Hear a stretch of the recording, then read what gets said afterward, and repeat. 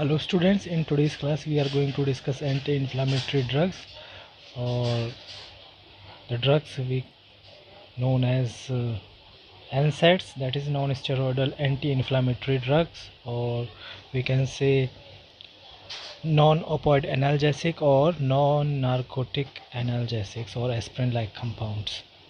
So in today's class we are going to mainly discuss the non-steroidal anti-inflammatory drugs. So non-steroidal anti-inflammatory drugs are basically used to treat inflammation, mild to moderate pain and fever. Because all the drugs grouped in this category have analgesic property, antipyretic property and anti-inflammatory property in different measures. But they do have all these three types of property. Drug may have more of analgesic property but less of antipyretic property and less of anti-inflammatory property, or second drug may have more anti-inflammatory property but lesser antipyretic property. But all the drugs in this class do have all these three properties in different proportions.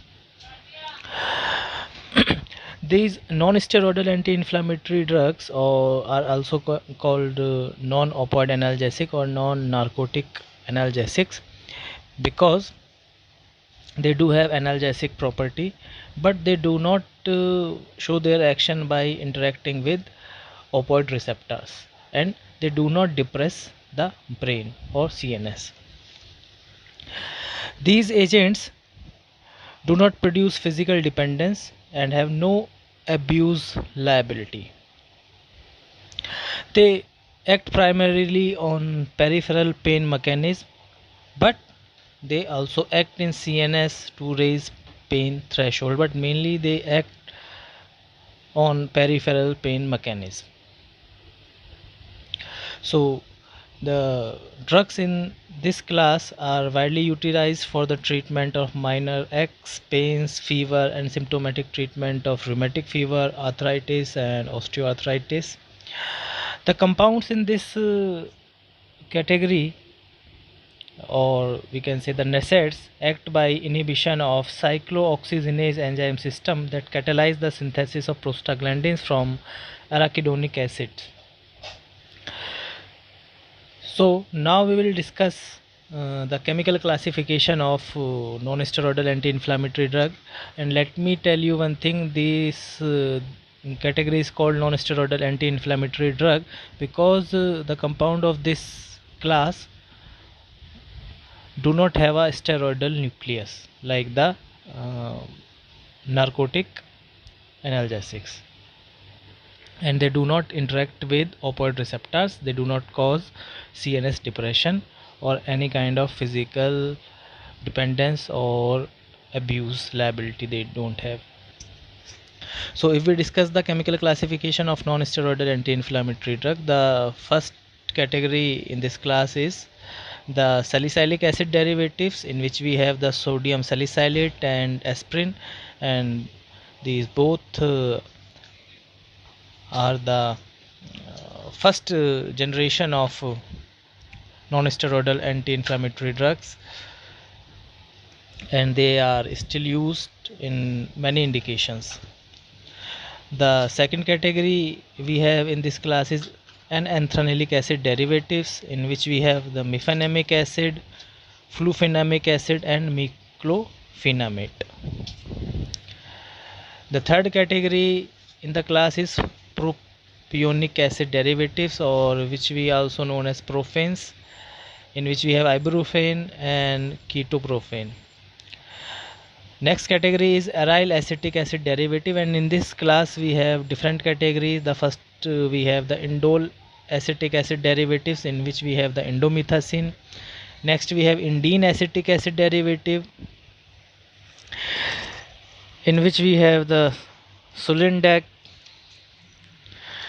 The next category in this class we have the naphthalene acetic acid derivative, in which we have naproxen. Then comes the pyrrole acetic acid derivative, in which we have the talmethin sodium and zomepyrex sodium. Next category is dichlorophenyl acetic acid derivatives, in which we have diclofenac, which is widely used analgesic agent. Now the next category in NSAID class is oxychems, or the other name is enol acid derivatives, in which we have pyroxychem, and then we have para-aminophenol derivatives, in which we have the phenacetin and acetaminophen, which is commonly known as paracetamol. Then we have pyrazole derivatives, in which we have antipyrine and aminopyrine. The next category is pyrazolidine 3,5-dione derivatives, in which we have phenylbutazone, oxyphenbutazone. In next category we have coxiv, which is selective COX-2 inhibitors, in which we have celecoxib and rofecoxib, but none of this compound is being sold in the Indian market. The next category we have is miscellaneous category, in which we have nimesulide, nebumetone and ketorolac. In this, the nimesulide is a preferential COX-2 inhibitor, and the coxibs are selective COX-2 inhibitor, while rest of the compounds in NSAIDs are non-selective COX inhibitor. It means the non-selective COX-2 inhibitors are the agents which inhibit COX-1 enzyme as well as COX-2 enzyme. We will discuss it in detail in the mechanism of action. So if we discuss the mechanism of action of non-steroidal anti-inflammatory drug, the non-steroidal anti-inflammatory drug show their therapeutic action by inhibition of cyclooxygenase enzyme system. What the cyclooxygenase enzyme does, it simply catalyzes the synthesis of prostaglandins from arachidonic acid.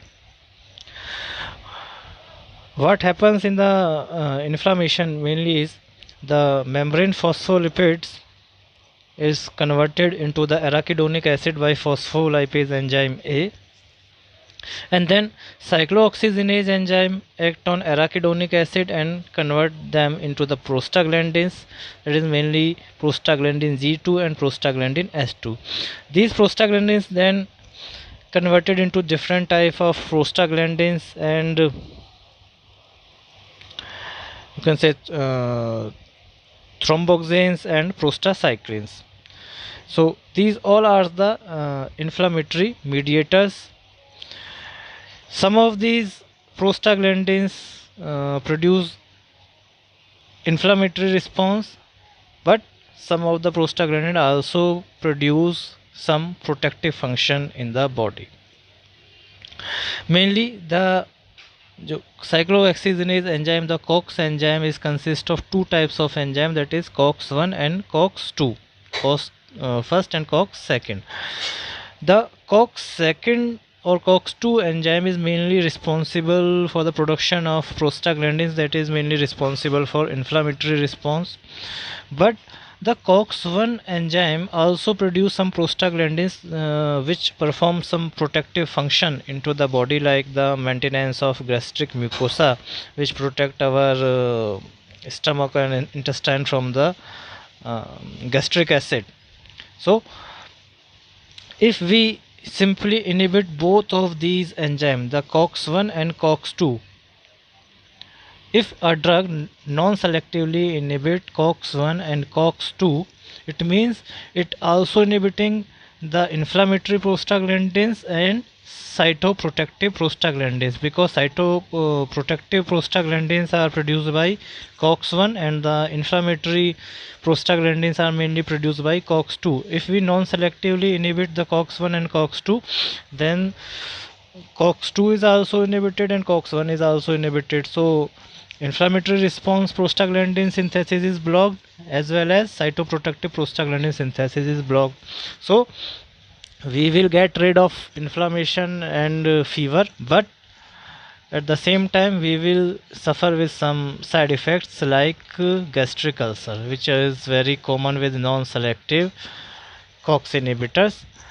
And most of the compound we use in NSAIDs are non-selective COX inhibitor, like aspirin, or you can say diclofenac, paracetamol. These all are commonly used non-steroidal anti-inflammatory drug, but they all are non-selective COX inhibitor. If we talk about the Nemuslide is a preferential COX-2 inhibitor. It means it inhibit the COX-2 enzyme to a more extent than COX-1 enzyme. But if we talk about the coxibs, the celecoxib and rofecoxib, the coxibs selectively inhibit only COX-2 enzyme. They do not inhibit the COX-1 enzyme. So they do not produce certain kind of side effects like gastric irritation and all, but they do have their own problems like nephrotoxicity and all, and because of that they were withdrawn from the market. So this is all for today's class. I think that this is going to help you in the topic of NSAIDs. Thank you.